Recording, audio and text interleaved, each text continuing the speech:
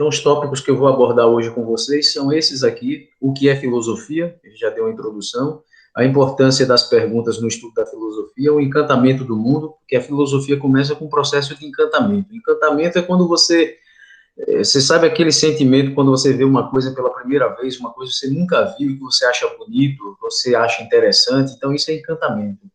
E a filosofia começou nesse processo, a gente chama de encantar-se com o mundo, né? O filósofo, então, olha para o mundo e se encanta com o mundo e quer conhecer esse mundo, como é que funciona o mundo, né? Vamos falar sobre esse tópico aqui, evitar respostas prontas. No caso da filosofia, a filosofia nos ensina a evitar achismos. A filosofia nos ajuda a sair do senso comum. Então, por isso, evitar respostas prontas. Tem muita gente tem muita resposta pronta para tudo, né? Em filosofia isso não funciona muito bem. E a filosofia trabalha muito com a dúvida, com a investigação. Então, a filosofia não é espaço muito para dogmatismo, sabe? Aquelas pessoas que acham que tem a resposta pronta para tudo, a última palavra. Vamos ver para que serve a filosofia, as áreas da filosofia. A filosofia é como já falei, uma área do conhecimento tem 2.500 anos. Então, vamos ver para que serve, quais são as principais áreas e os períodos da história da filosofia. Então, vou falar basicamente sobre esses assuntos agora. Bom, como já comentei, o que é filosofia, né? Filosofia é uma palavra grega, ela é composta por dois termos, philos, com PH mesmo, né? Philos, igual a amizade. Você pode traduzir philos, que é uma palavra grega, por amizade, por apreço, por amor. Você vai encontrar essas três traduções para essa palavra. No caso aqui seria amizade, ou amor, ou apreço por Sofia. Quem é Sofia? É sabedoria. Você traduz a palavra Sofia por sabedoria. Sofia em grego, no português fica sabedoria. Então, em linhas gerais, a filosofia é o amor à sabedoria, né? Então, todo sujeito, toda pessoa que ama a sabedoria, que deseja conhecer, que busca o conhecimento, que tem consciência de que não sabe tudo, esse sujeito, por definição, é um filósofo. Então, um filósofo não é somente a pessoa que escreveu um livro, não é somente aqueles personagens da Grécia Antiga, ou os filósofos do período moderno ou contemporâneo. Qualquer pessoa que tem amor, que busca a sabedoria, amor pela sabedoria, desejo, paixão pelo conhecimento, de certo modo tem dentro de si esse lado filosófico. E aí, pessoal, eu quero tocar nesse assunto que eu acho bastante importante. A gente vive num momento que é necessário, né, enfatizar isso. A gente precisa ter apreço pelo conhecimento. Porque, assim, a gente pode não ter bens materiais, a gente pode não ter riqueza, a gente pode não ter fama, pode não ter nenhum título, mas o conhecimento é uma coisa que, se você tem, ninguém vai tirar de você, entende? E o conhecimento liberta, o conhecimento traz libertação. Então, quando você tem conhecimento sobre assuntos dos mais variados, ninguém te domina, ninguém vai te manipular, ninguém vai te fazer de trouxa, entende? Então, é nesse sentido que eu estou falando. E aí, se eu conseguir despertar isso em vocês, o interesse pelo conhecimento, pela busca do conhecimento, já me dou por satisfeito, tá entendendo? Então, assim, como adquirir conhecimento? Onde encontrar conhecimento? Aí tem vários caminhos, mas um deles é a leitura. Aí não tem jeito, a gente tem que aprender a desenvolver, eu estou dizendo aprender porque ninguém nasce sabendo, né? Aprender a desenvolver o hábito da leitura. Então, é uma forma de você encontrar conhecimento. Mas conhecimento não só está na leitura, né? Você também pode conhecer, aprender a partir da experiência de vida, olhando, observando como que as coisas funcionam. E aí, alguém pode perguntar, professor, mas e as pessoas que não sabem ler, escrever, né? Como era muito comum no passado. Essas pessoas não tinham sabedoria? Tinham sabedoria. Por isso que eu estou dizendo que elas tinham sabedoria agora no sentido de sabedoria de prática, de experiência de vida. Então, você pode adquirir conhecimento a partir da leitura e a partir também da experiência de vida, observando a vida. E também uma outra forma de sabedoria é ter, eu não vou usar a expressão humildade, porque essa expressão é uma expressão já do período do cristianismo para cá, né? Mas você ter o bom senso de reconhecer que você não sabe tudo. Que quando a gente não reconhece que a gente não sabe tudo, a gente se abre para o novo, né? Para conhecer, para ouvir o outro. E isso é próprio da filosofia. Aliás, Sócrates, que foi considerado um dos maiores filósofos do período antigo, ele falava sobre isso. Que ele sabia que não sabia, ou seja, ele tinha consciência de que ele não sabia de tudo, entende? Por essa razão ele buscava o conhecimento, buscava saber. Então, esse aí é o princípio da filosofia. Vamos para o próximo ponto para a gente adiantar. Então, já vimos o que é filosofia. Filosofia é o amor à sabedoria. Bom, a importância das perguntas no estudo da filosofia. Então, ao contrário do que algumas pessoas possam imaginar, a filosofia ela trabalha mais com perguntas do que com respostas, né? Então, na filosofia, o que é mais importante é saber perguntar e ter a curiosidade sobre as coisas, e não necessariamente apresentar as respostas. Quem apresenta as respostas são as ciências. A filosofia não é uma ciência. A filosofia é um tipo de conhecimento, é um tipo de sabedoria. Então, as ciências apresentam respostas. Os cientistas buscam responder. O filósofo busca perguntar. Então, eu separei aqui um fragmento de um filósofo do período moderno, né, foi do século XX, esse filósofo aqui, chamado Karl Jaspers, que é bastante conhecido na história da filosofia contemporânea, né? Foi um dos maiores filósofos do século XX. Vamos ver aqui esse comentário dele, que está num livro chamado Introdução ao Pensamento Filosófico. Ele diz o seguinte, abre aspas, as perguntas em filosofia são mais essenciais que as respostas, e cada resposta transforma-se em uma nova pergunta. É o que a filosofia faz, né? A filosofia, ela não se coloca como ciência porque ela questiona a própria ciência, entende? Ela não aceita qualquer resposta pronta. Por que ela questiona a própria ciência? Porque o filósofo entende o seguinte, que tem certas verdades, até mesmo dentro da ciência, que são verdades provisórias. Elas hoje podem parecer respostas prontas, mas de amanhã ou depois pode surgir outra teoria, entende? Provando que esse argumento científico hoje já não faz sentido. Tanto é que, por conta desses questionamentos filosóficos, até dentro da própria ciência surgiu uma nova forma de interpretar as teses científicas, né? Hoje você já trabalha com teses provisórias e não teses fechadas, né? E, de fato, quando você estuda a história da ciência, você vai ver que, ao longo da ciência, houve algumas alterações, né, mudanças.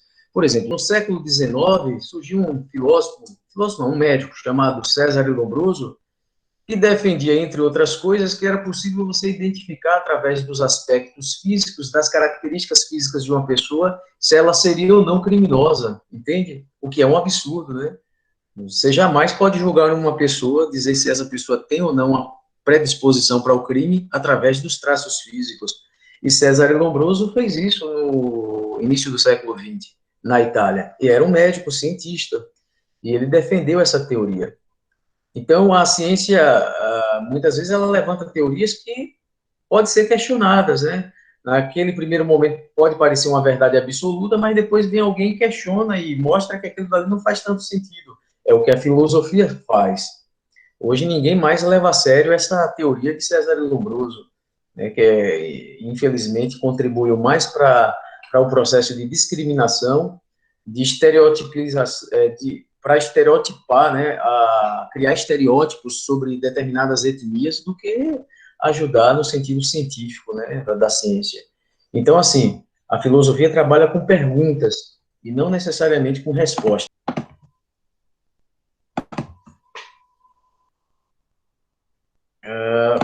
Aprender com as crianças. Em filosofia também, geralmente a gente tem que aprender a desenvolver o hábito da curiosidade e o hábito de fazer perguntas, que é algo próprio das crianças. Vocês já devem ter notado que as crianças não têm vergonha, né? As crianças, quando têm dúvidas sobre alguma coisa, elas perguntam, independente do assunto, né? Isso é muito próprio da fase da infância. Alguém já teve alguma experiência nesse sentido? De lidar com a pergunta de crianças, perguntas que muitas vezes nos deixam em uma saia justa, né? Numa situação, às vezes, um tanto desconfortável, porque claro, a gente tem uma tendência de romantizar a infância, né? De achar que as crianças precisam de proteção, e que é normal, né? De fato, a gente precisa proteger as crianças. E aí, quando uma criança faz alguma pergunta embaraçosa, a gente fica surpreso, né? Alguém já teve alguma experiência assim? de lidar com alguma pergunta. Por exemplo, ontem eu tive aula com as crianças do 7º ano do ensino fundamental, né? E eu trabalho no fundamental com ensino religioso. E daí a gente estava trabalhando sobre a origem do cristianismo. E aí teve um determinado momento que a gente começou a falar sobre a origem da Bíblia, né? E eu fiquei surpreso com as perguntas daquelas crianças, porque são crianças, né, de 9 anos, 10 anos, e, enfim, eu fiquei surpreso porque não esperava as perguntas, né, sobre a origem da Bíblia,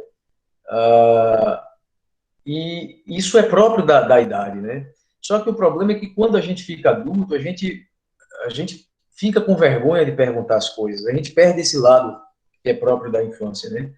Então, tudo isso para dizer o seguinte, que a gente tem que aprender com as crianças, a gente tem que voltar a ser criança nesse sentido, de perder essa vergonha de perguntar. Ou seja, se você tem dúvida sobre alguma coisa, você tem que perguntar, tem que fazer como as crianças fazem. Não ficar com medo, não ficar com receio de parecer que você é um ignorante porque fez uma pergunta, entende? Detalhe. Bom, existem estudos dentro da área da pedagogia que fala algo nesse sentido de que quando a gente fica, tem adultos que ficam podando criança, né? Quando a criança faz uma pergunta, aí às vezes o pai ou a mãe, muitas vezes não sabe como responder aquela pergunta e fica, menino, para com essa pergunta, isso não é pergunta para criança. Aí isso acaba criando bloqueio. Isso existe um estudo dentro da pedagogia que fala sobre isso, né? Pode bloquear a criança ela pode se sentir intimidada e aí ela começa a desenvolver a vergonha. A vergonha vem quando a gente bloqueia, né? Talvez isso que acontece com os adultos é muito próprio dessa fase, né? Quando os pais começam a bloquear. Isso é muito comum de acontecer, né? Então, tem essa questão também, né? Talvez a nossa dificuldade enquanto adultos de fazer certas perguntas é porque desde criança a gente foi bloqueado, né?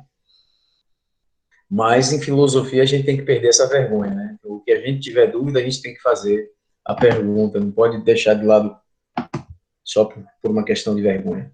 Vamos para o próximo ponto, sobre as dúvidas filosóficas, né? Então, assim, na filosofia, a gente está falando muito aqui. Na filosofia, a gente está falando aqui dessa questão de dúvida. Assim, a dúvida ela exerce um papel importante na filosofia, mas nem toda dúvida é filosófica, né? Então é importante a gente destacar isso. Quando a gente fala de dúvida, não é duvidar por duvidar, sabe? A gente tem que ter esse cuidado também. Às vezes a pessoa até já sabe mais ou menos a resposta para aquilo que ela quer, mas ela fica questionando por questionar, isso aí também não vai levar a lugar algum, entende? Então, quando a gente fala aqui de dúvida, é uma dúvida sincera, uma dúvida honesta. Então, se você realmente tem dúvida sobre uma coisa, aí tudo bem, você pode expor a sua dúvida. Agora, se a pessoa não tem dúvida, né, ela, na verdade, ali já sabe mais ou menos a resposta, então não precisa, né, ficar fazendo qualquer tipo de pergunta só por perguntar. Então, é preciso a gente ter cuidado com isso. Nem todo tipo de dúvida é uma dúvida filosófica, né? Então, o que é uma dúvida filosófica?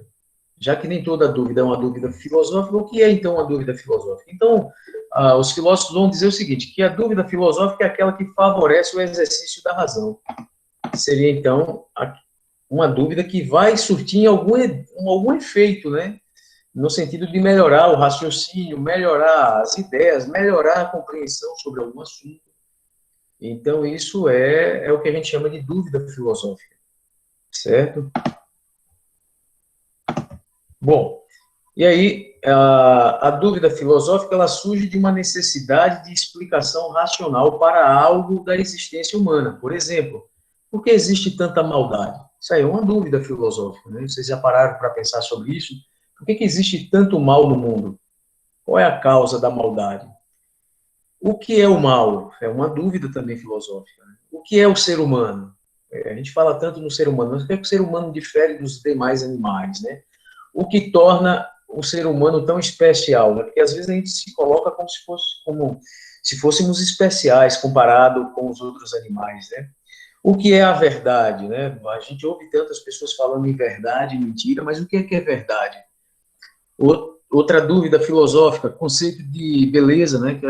Tem a ver com o campo da estética, da filosofia. O que é a beleza? Então, nós estamos aqui diante de alguns exemplos de dúvidas filosóficas, né? Então, resumindo, quando a gente fala de dúvida, que é importante dentro da filosofia, mas não é qualquer dúvida, e sim aquela dúvida que vai nos levar a melhorar o nosso conhecimento em alguma área. Então, a dúvida ela é filosófica quando ela promove isso, quando ela promove a possibilidade de você melhorar o teu conhecimento, de ampliar os teus horizontes sobre algum assunto, entende? Então, é nesse sentido. Vamos para o próximo.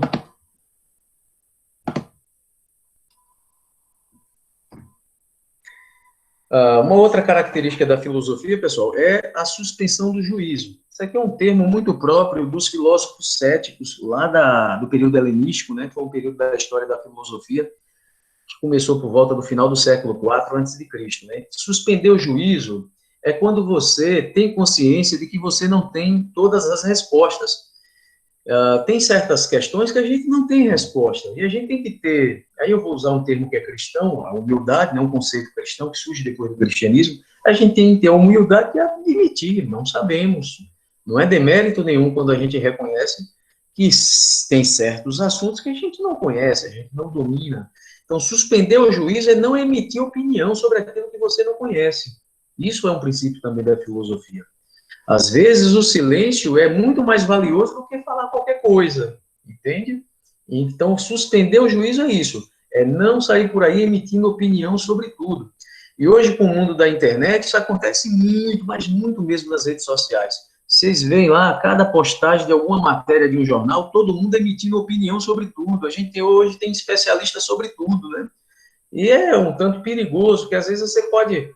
Bom, não é que você não vai expor a sua opinião sobre alguns assuntos, mas assim, se você vê que tem um assunto ali que não é do teu domínio, que você não conhece, que você não leu ainda sobre aquele assunto, é mais sábio você não emitir opinião. Você se privar disso, entende? Não ficar se expondo à toa. Então, às vezes é isso, né? Às vezes a pessoa precisa ter esse bom senso, né? Então, o que é suspensão do juízo? No processo da filosofia, nós precisamos praticar a suspensão do juízo, que é não ficar emitindo opinião sobre tudo. É uma espécie de duvidar das ideias prontas e estabelecidas, né? É não ter certeza sobre tudo, né? Novamente, por isso que eu falei no início, a filosofia não trabalha com certezas, ela trabalha mais com perguntas. Ou seja, é escapar dos limites impostos por nossos preconceitos. Por exemplo,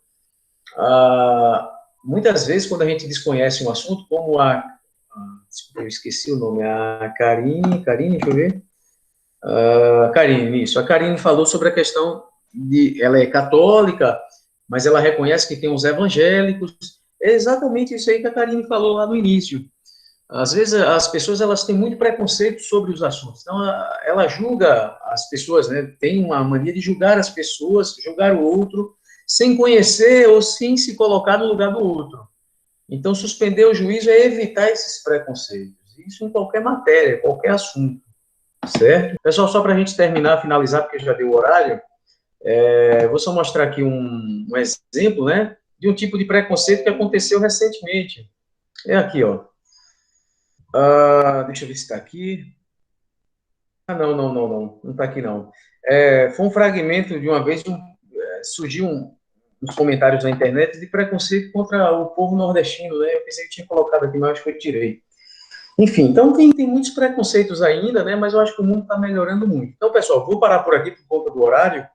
Aí semana que vem a gente continua, porque aí eu já vou falar sobre os outros assuntos, para que serve a filosofia, as áreas da filosofia, certo? Então, vamos parar por agora. E é isso. Mais tarde postarei no grupo os slides e um texto como dica de leitura para a turma. Certo? Ok. Ok. Então, pessoal, um bom dia para todos. Até semana que vem.